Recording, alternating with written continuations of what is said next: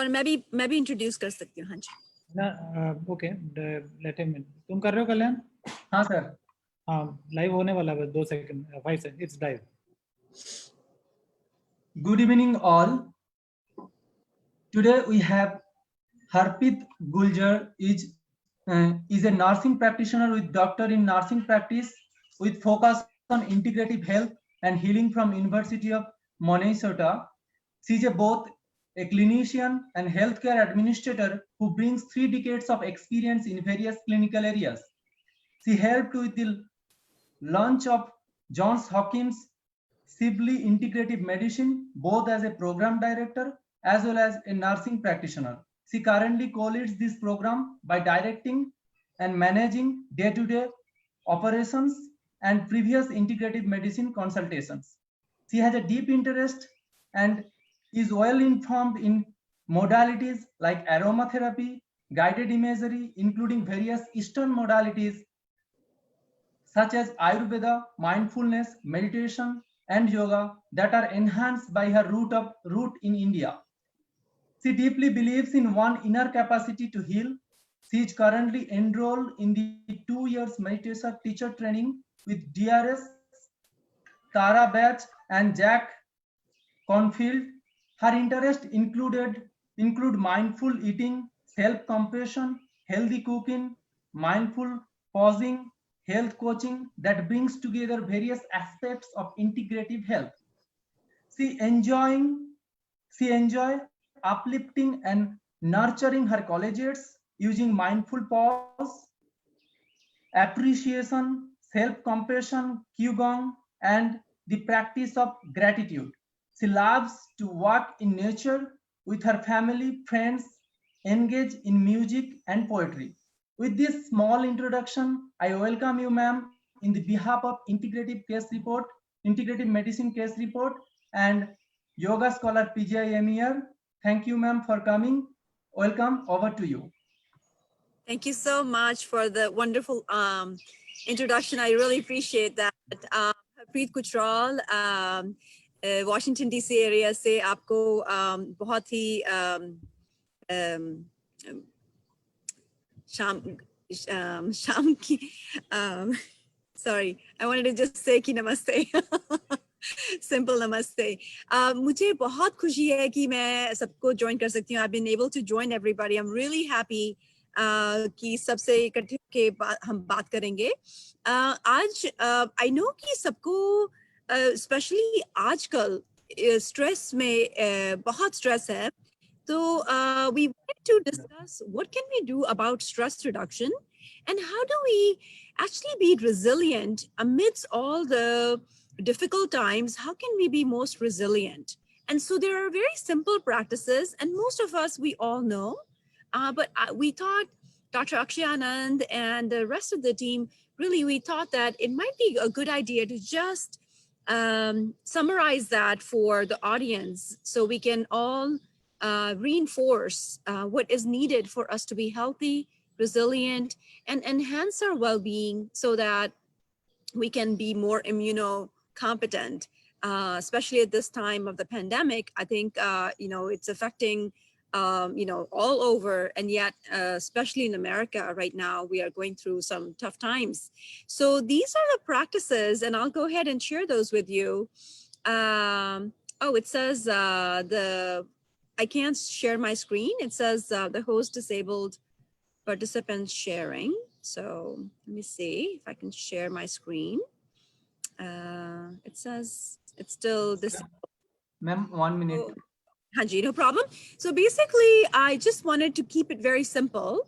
I'm going to talk about what you've been hearing for last 106 days. Dr. Anand had made sure, we've done 100 days of yoga, and we've had some esteemed colleagues of ours and mentors of mine, including His Holiness Dalai Lama. So we're very excited to just talk about simple practices. And but first, I want to talk a little bit about what is stress and how stress can affect us. Eustress, which is good stress. It helps us wake up in the morning and do what we need to do. and get through our list of things that we need to achieve. But there is distress, and that distress can actually affect our immune system. It can really affect almost all parts of our bodies and lead to premature aging, reduce immune response, can also really worsen medical problems, chronic conditions like diabetes, high blood pressure, depression.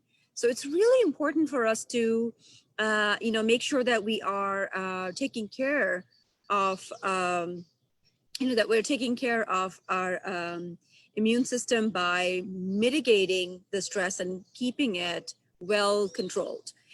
So with that, I will, when the screen when I'm able to share the screen with you, basically what we'll start with is an acronym called BEST-M, BESTM. So it's breathe, exercise, sleep, thanksgiving, meaning gratitude practice, and M is for movement.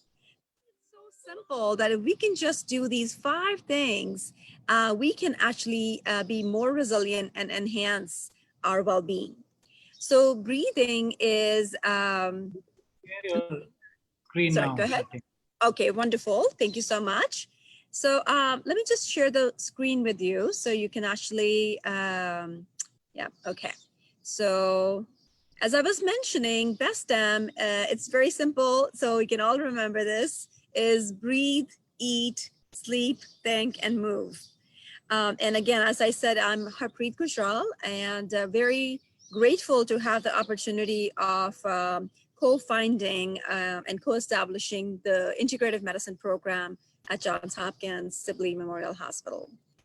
So today we wanted to talk about what is good stress, what is bad stress, how does stress affect inflammation, and what can we do to lower inflammation, enhance well-being, and improve immunity and resilience. I mean, these are important. I mean, if there was any good time, it is good time now to really concentrate on what we can do in forms of breathing, eating, sleeping, giving thanks or gratitude, and movement.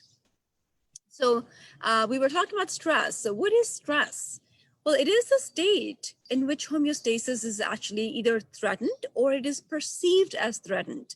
So this could be everything is fine, but if I start to worry about things and it's ruminating thoughts and it keeps coming over and over again, I can actually, my brain may not know real stress from my well-thought ruminating stress.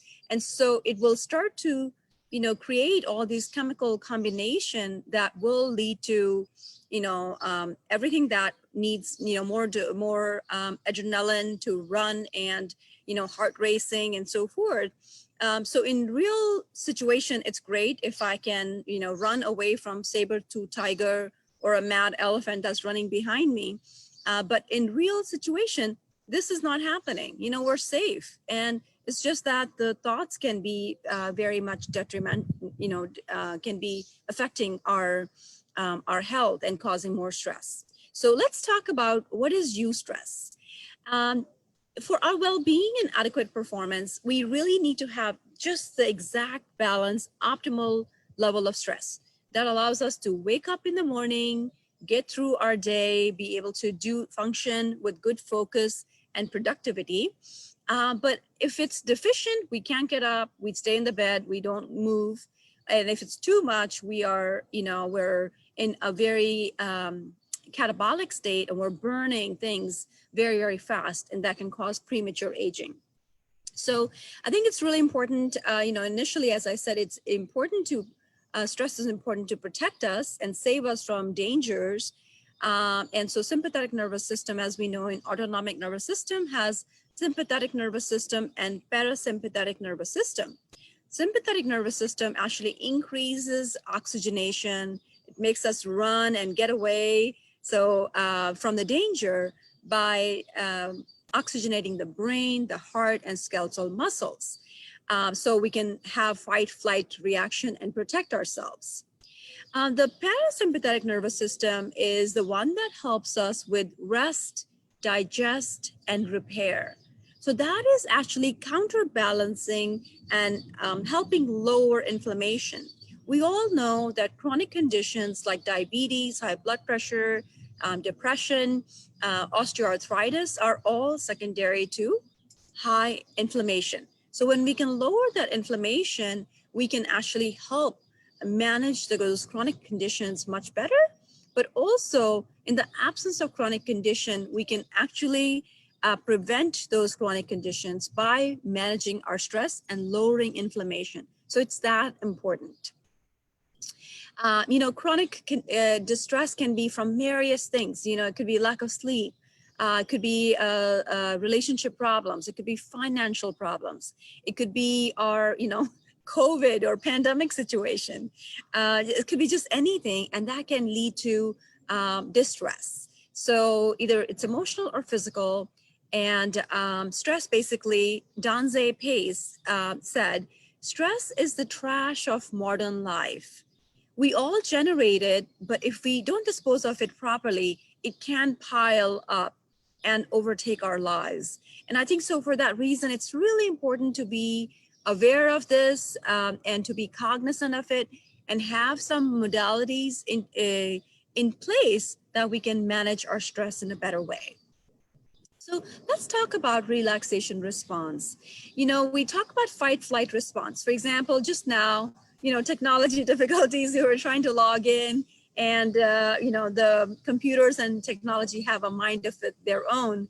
So what happens is there is fight or flight response. Maybe our hearts were beating faster while we were trying to go live and so forth. And so there is fight and flight response. And then there is a state of relaxed attention that turns off the inner dialogue. For example, if you were praying, when you are meditating, you're focusing on your breath, what happens? There is a relaxation response that says, everything is okay, all is safe, all is well, right this minute, it's okay. So the anxiety loop actually gets to slow down and we have more relaxation. So generally, a lot of times, maybe you are stuck in traffic sometimes. I'm from Delhi, so I know in Delhi mein bahut zyada traffic hota hai. So there are times you're driving and you just can't get to the place you need to be. I mean, Chandigarh, of course, is much better than Delhi. So there is fight and flight response. And what happens is, if we can just calm ourselves down through our practices, built-in practices, we can mitigate that. And so it's really important to make sure that we are, placing certain things to calm ourselves down throughout the day. And relaxation response will counteract this toxic effects of chronic stress. So as I was mentioning, 70 to 80% of chronic conditions happen because of uncontrolled stress.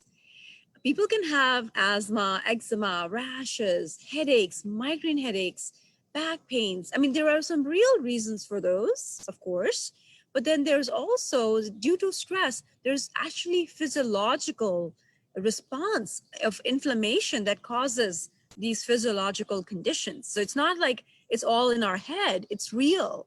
And it can happen in form of diarrhea, irritable bowel syndrome, mental anxiety, panic attacks, high blood pressure, and so forth. So when we know about it, we can do something about this. I know about, I don't know a lot about India, but I can say about US. So I've been here practicing for the last 30 years. US is one of the developed countries. We spent 17 to 18% of our budget on healthcare. And when you compare us with other developed countries, we are the last in outcomes. So there must be something wrong with what we're doing in the US. And so we started to begin, to look at and explore, what do we need to do? Why are we having shorter lives and poorer health as compared to other developed countries when we are spending the most money on healthcare? So where does health come from? Well, health comes from our lifestyle and behaviors. So on the left side, you see there's tobacco use, alcohol, drugs. How is our diet? Are we eating pakode and fatty foods? Or are we eating healthy, lots of vegetables and fruits? Are we exercising? You know, what is the sexual behavior? How much risk are people taking? Are we sleeping? Are we investing in sleep? And are we managing our stress? And then, of course, there is social and economic impact. There's education, employment, income. We know that there is a certain income level. If it's below that income level, there is this, absolutely, it affects our health. And then there is too much income can also affect our health in a reverse way. So family and social support is very, very important. And of course, safety is really important. So managing our stress with self-care, Ralph Waldo Emerson, I'm sure you know of his work.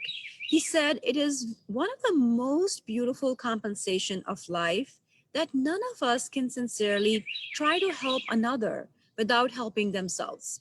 We know, they always say in the airplane, we must wear our oxygen mask first before we, help others. So it's really important to care for ourselves. Well, you might say, isn't that selfish to be taking care of ourselves, especially for women, especially for nurses? I think it's like it's in our blood, it's in our genetic code to help others and to be present for others. And yet it's only possible if I take care of myself first. In that, I can give so much more to others. I can actually give fully to others. So breathing, taking care of ourselves is absolutely important. So how do you care for yourself? You might say, well, Harpreet, it's been so long, I have not taken care of myself. I don't even know where to start. Or you might say, I have all throughout the years taken care of myself and I'm really feeling good about this. So, we all are on the spectrum of self-care or at different points. And so really pausing for a second to say, what do I do for myself? So I think that's really important. So we can make time for ourselves. And I think it begins with loving ourselves. And by the way, tomorrow at 6 p.m., I'm going to talk about self-compassion. It's not about narcissism. It's actually about self-compassion, self-care, self-love. And it's the work of Kristen Neff, who is a PhD professor, amazing woman who has come up with self-compassion. So more to come tomorrow. Please join us tomorrow as well. So I think what's important with self-care is we must sprinkle it throughout the day. There are simple practices that we can do and do what resonates with you. Because, not everybody is into cooking. Not everybody wants to garden or spend time in nature. So find what feeds you, what nourishes you. Breathing is really important. There is a special technique, and I know, I'm talking to yogis, I'm talking to people with great practice of breathing and so forth. The one practice that I teach every patient who has walked through our doors at Sibley Integrative Medicine. In fact, I'm also teaching this to our Johns Hopkins, all of our Johns Hopkins system. I do this 3 times a week, a 15-minute practice. It's called 4-7-8 breathing. So basically, Dr. Andrew Weil, you could look him up, YouTube video, Andrew Weil, W-E-I-L, and he actually has a video on how to do 4-7-8 breath. And, in interest of time, I would not, maybe I will not show that right now, but 4-7-8 is breathing in from nose, holding for count of 7, breathing out from our mouth for a count of 8. The tongue is behind the teeth, and it stays there the whole time. And when we breathe out, we're making a whoosh sound like that. So please do check that out. Eating healthy food is really important. More plant-based. It's really important. I mean, right now, I think in pandemic, we're all eating healthy foods. We're cooking at home, and eating simple, healthy foods that Mother Nature always intended for us, right? So I think that's really important. And in addition to what we eat, the psychology of eating is really important. What am I telling myself when I'm eating this food? If I'm saying, oh my God, Harpreet, you're eating so much, or you're gonna gain weight, then that's not good for me. So it's really important to fill every meal with gratitude. I mean, we are, being in India, having born and lived in India, we have these ancient practices of prayer, of puja, of, giving thanks, of shukrana. So we can give our thanks for who's providing us the food, and really fill our heart with gratitude. There is also psychology of gratitude, and I'll say more to that in a little bit. Sleeping is so important. People have asked me, what can I do to improve my health, Dr. Gujral? And I say, if I can just tell you one thing, please make sure you sleep well. Sleeping is such an investment in our health. It improves immune system, it improves the mood, it gives us more energy, it helps detoxify, allows our organs to do their repair work while we're asleep, especially during REM sleep.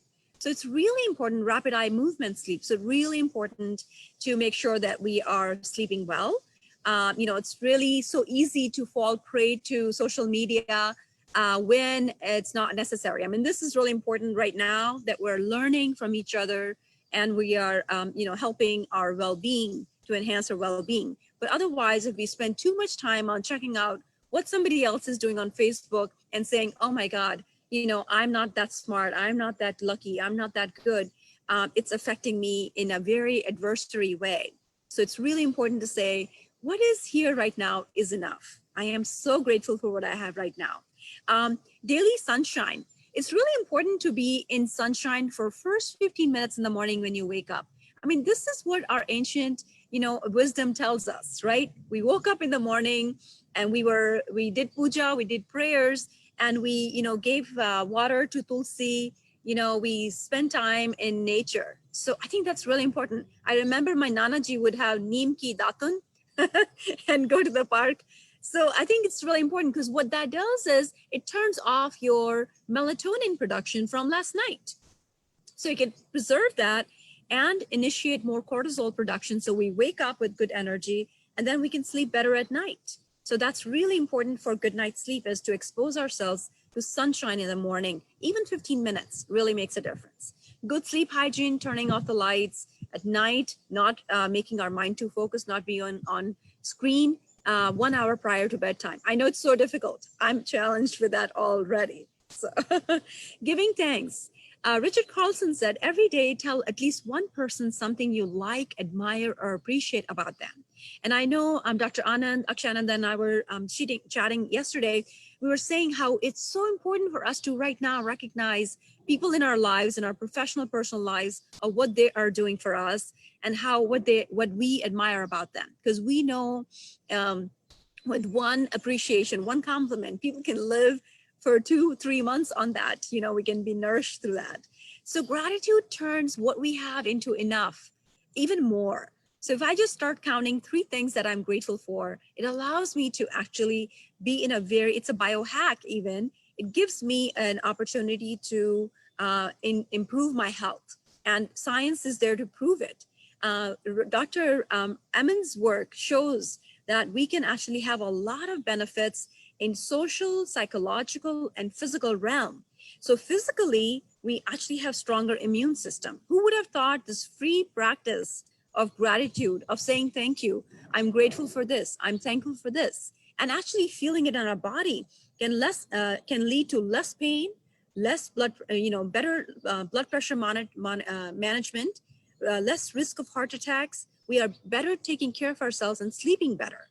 Psychologically, we have better positive emotions. We are more joy and gratitude, more pleasure, optimal happiness. We're more resilient during these times. And socially, we're more forgiving. We don't judge people for why did they do this? Why didn't they do that? We're more understanding of people because we're coming from gratitude, and we're feeling less lonely. We feel more connected when we say practice our gratitude. And it's free practice. It's free. It costs nothing except for intentions. And so UC Davis, University of California, Davis campus psychologist Dr. Robert Emmons shares gratitude journal can improve well-being, improve resilience to stress and satisfaction in life. So maybe a great idea to just write 3 good things and just write in a diary, write in a little copy and say, what am I grateful for? And share. Maybe that is the thing that should be on our phones, is like, if you want to do a group text of gratitude first thing in the morning, or maybe in the evening of how the day went and what am I thankful for. So, so it's really easy. And sending thank you notes I mean, right now it's emails, it's really quick, just sending a thanks to somebody else. So gift of today, Robert Louis Stevenson said, don't judge each day by the harvest you reap, but by the seeds you plant. In giving thanks, in taking care of ourselves, we're planting seeds of good health and well-being, not only for ourselves in a selfish way, but for our community, our family, our workplace, and for our planet. We know hope arrives on the horizon each morning in the form of a brand new day. So we need to seize the day and make sure that we're taking good care of ourselves and helping others. So we were talking about the acronym BEST M, and so M is remove. Every drop fills the bucket. I know Indians are most likely more active than people living in America. So I think it's really important to make sure that we are taking care of ourselves. We're moving, we're exercising, and NEAT acronym is called non-exercise activity thermogenesis. It is movement when we are not particularly exercising. What are we doing the rest of the day? So if I go out to the gym or work out for an hour, but the rest of the day I'm stationary, I'm not moving, that's not good for me. How much activity, how much energy am I burning when all through the day? So really important to move and find your own movement that helps you. So it's Qigong, yoga, Tai Chi, dancing, stretching, being silly, going up and down the stairs, gardening, sports, etc. Stretch is really important and very healthy. Daily practices. So these are our daily practices. Like I said, I'm summarizing now. Breathing, 478, eat mindfully, do yoga, sleeping, really important, practicing mindfulness, practicing saying thanks to others and thanks to, our God, journaling, self-compassion, we'll talk about that tomorrow, and relationships that nurture us. If things are that, relationships that don't nurture us, maybe we can, decide to spend less time where we don't feel nurtured. Decluttering, so we can declutter, keep things simple. Less is more. We don't need a lot of materials to make us feel happy. We can feel happy in small things, in little things. And acupressure. So mindfulness is paying attention to a given moment with no judgment.